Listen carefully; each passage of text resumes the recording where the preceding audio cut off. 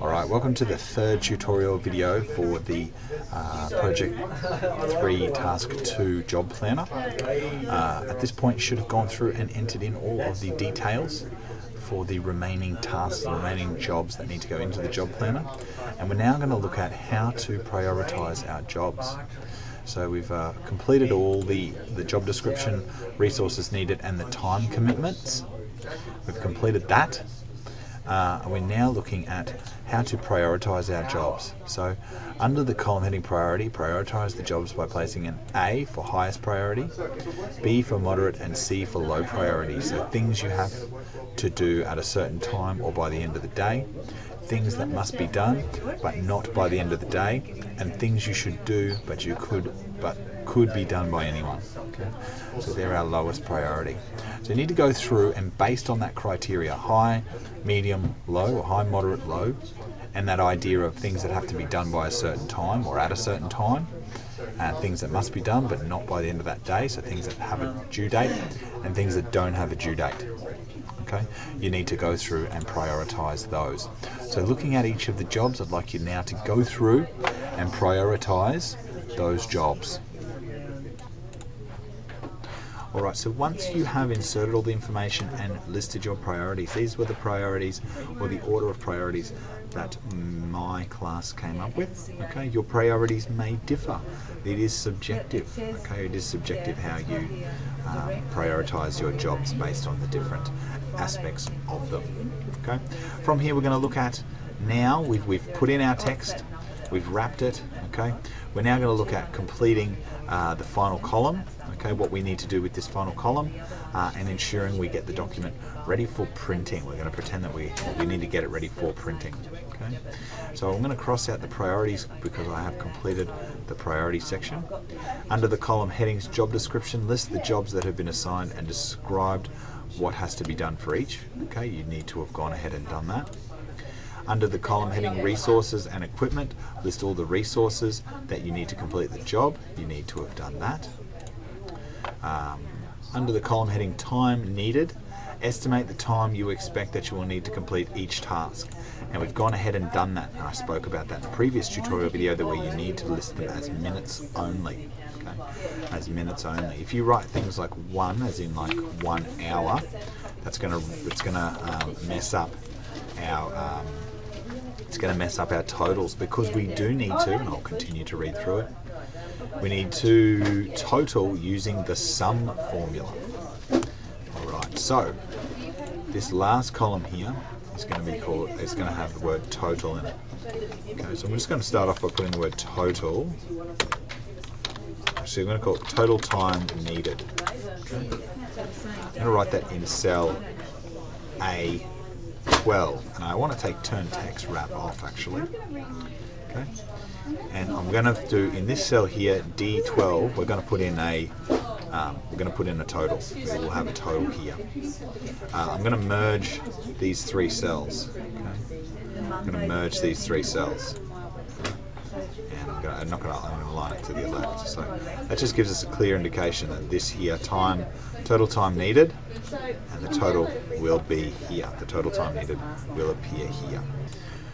Alright, so now we need to total up over in this cell D12. Okay, in cell D12. We're going to use what's called a formula. Now, formulas are what makes Excel unique. It's also what creates or turns Excel into a giant calculator. Okay? When you write a sum, when you write any sort of sum, okay, or mathematical formula, you write it like this: 1 plus 1 equals 2. Okay? Excel will give you a result. Okay? You can put the maths in. What we need to type is this here. Okay? And Excel will give us the number 2.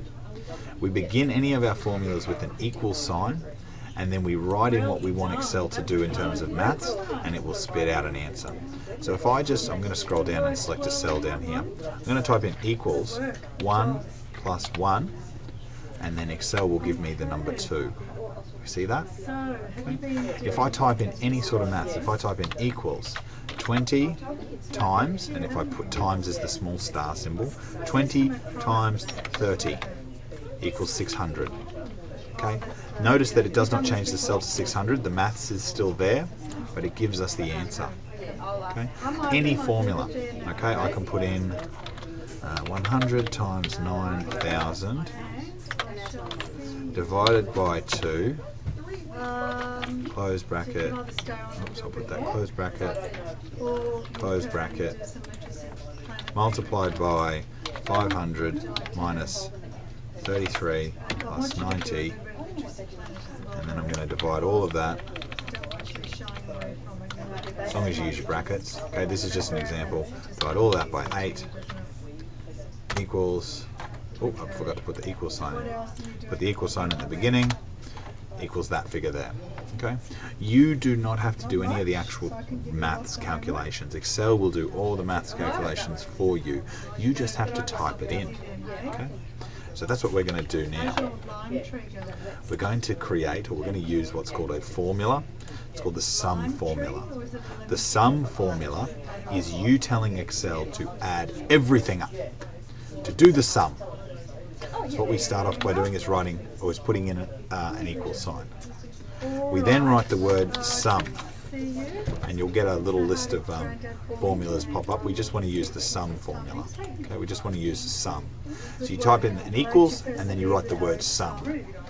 That's not enough though. We open a bracket, and we put in some brackets, and you tell Excel to add everything up that's inside the brackets. So then we select our cells, and I'm going to select from D2 down to D11. Okay, D2 down to D11, and notice that it has D2 colon D12. Okay. Oops, I selected the wrong one, so I'll go down to 11. Okay. All right. That is telling Excel, I want you to sum everything up that's in D2 to D11. If I put the close bracket and press enter, it'll show there 345 minutes. Okay, I'll do that one more time. Equals, you write the word sum, open bracket, select the cells you want to sum up together, you want to add up together, close the bracket and press enter, and you will get 345. Now you might ask, what happens if I change this? Look what happens. That immediately changes. Okay. If I change this cell to that, it automatically changes. Okay, that's probably too many. All right, it automatically changes. Okay, so that's one of the beautiful parts of Excel. You can change and create these different formulas. So go ahead now and do the auto sum, or do the sum, use the sum formula, equals sum, and select the cells that you want to add up. Alright, so once you've done that sum formula, you can come into the folio and we can cross that out because we've completed our sum formula. In the next video we'll go through how to sort, and we'll go through how to create the chart, and we'll do last of the formatting as per the style guide. So in the style guide there's a couple of things here that we haven't yet done. So that will be our last tutorial video for this task.